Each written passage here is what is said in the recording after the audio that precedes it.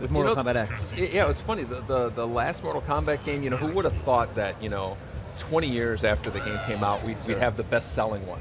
Yeah. Like it sold better than than MK2, MK1, That's awesome. all of those things. And so we really, got kind of nervous about, how you follow something like that up. And so our strategy was really to introduce a bunch of new elements, but also kind of maintain the things that people really embraced with Mortal Kombat 9. So we really feel like it's a new experience. All these new characters are really really fun to kind of add into the mix of Mortal Kombat. Our story's great. We're going to be we're going to be it covers different periods of time. One of which is 25 years in the future. So you're going to be seeing like older versions of some of the characters, and you see their offspring. And I said, Cassie Cage there is Sonya Blade's daughter. Johnny Cage's daughter. And very cool. Really yeah, it seemed in 9 you put a lot of care into the character stories and their cinematics. Is all that stuff returning for this? Oh yeah. That's a huge part of again, one of the things that for 2011 Mortal Kombat that people really embraced was the whole story mode and being able to tell an elaborate cinematic story. Now, are we seeing different variations for Cassie Cage and Ferra Torr here? Absolutely.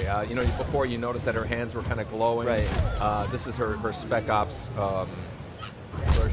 variation, whereas Ferra Torr, he doesn't have her on his back in this one. So all those moves that he was using where he was swinging her around and throwing her, those are replaced with other unique moves to him. And it's a different, he's way more of an in-your-face brawler type of thing as opposed to a long-range one that's kind of jumping. She can call in, missiles from the special forces and come bombing on the opponent. And again, you have a different strategy when you fight against the Spec Ops version of Cassie Cage than like the Hollywood version. So it's a really.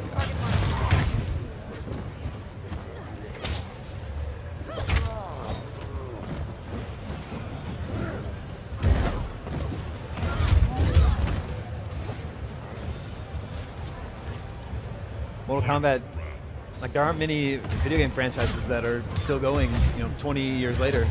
Like I incredible. said, I was just, we were so happy with how people embraced the last one, which came out, close to 20 years to the day of the first one. So it's just so cool that people still love it. What do you think it is that makes it so enduring? I really think part of it is we're not afraid to change things up, introduce new elements to keep it interesting. Yeah. And at the same time, we're maintaining things that kind of the DNA of the game. And there's this nostalgic feel that people have, that too, when they just remember themselves in an arcade somewhere or a pizza place, where they first played the game, they first saw the fatality. There's a lot of that combination of nostalgia and new stuff. So. Uh-oh.